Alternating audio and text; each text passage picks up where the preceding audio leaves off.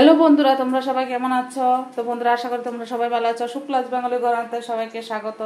তো বন্ধুরা, আজকে আমি আর একটা রেসিপি নিয়ে চলে এসেছি। আজকে আমি রান্না করব নিরামিষ গাটি কচু। তো গাটি কচুগুলোকে এখানে আমি কেটে ধুয়ে সেদ্ধ করে নিয়েছি। তো বন্ধুরা, চলো রান্না করি।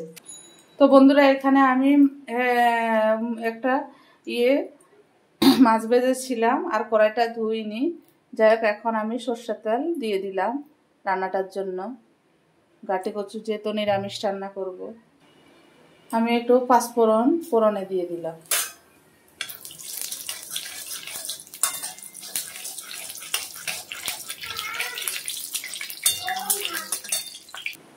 তো বন্ধুরা, পাঁচফোড়ন ভাজা ভাজা হয়ে গেছে। এখন আমি গাটি কচুগুলো দিয়ে দিলাম।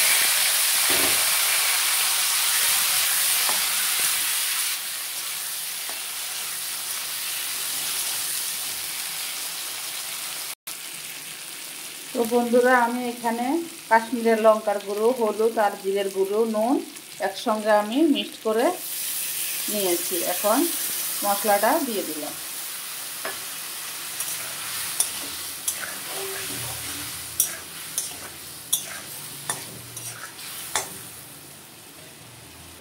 আমি কটা কাঁচা লঙ্কা দিয়ে দিলাম, 4টে কাঁচা লঙ্কা দিয়ে দিলাম।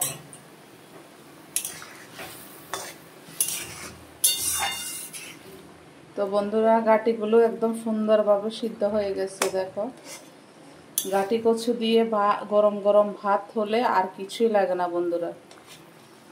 আমার তো খুব প্রিয় গাটি কচু। তোমরা কে কেমন খাও দিদিভাইকে ফোন করে কমেন্ট করে জানাবে।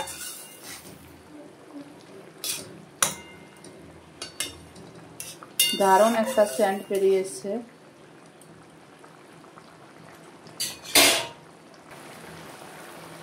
তো বন্ধুরা, দেখতে পাচ্ছ গাটি কচু তরকারি একদম রেডি। এখন আমি পরিবেশন করব। দেখো, খুব সুন্দর হয়েছে। আমি এখন নামিয়ে একটা পাত্রে ঢেলে নেব।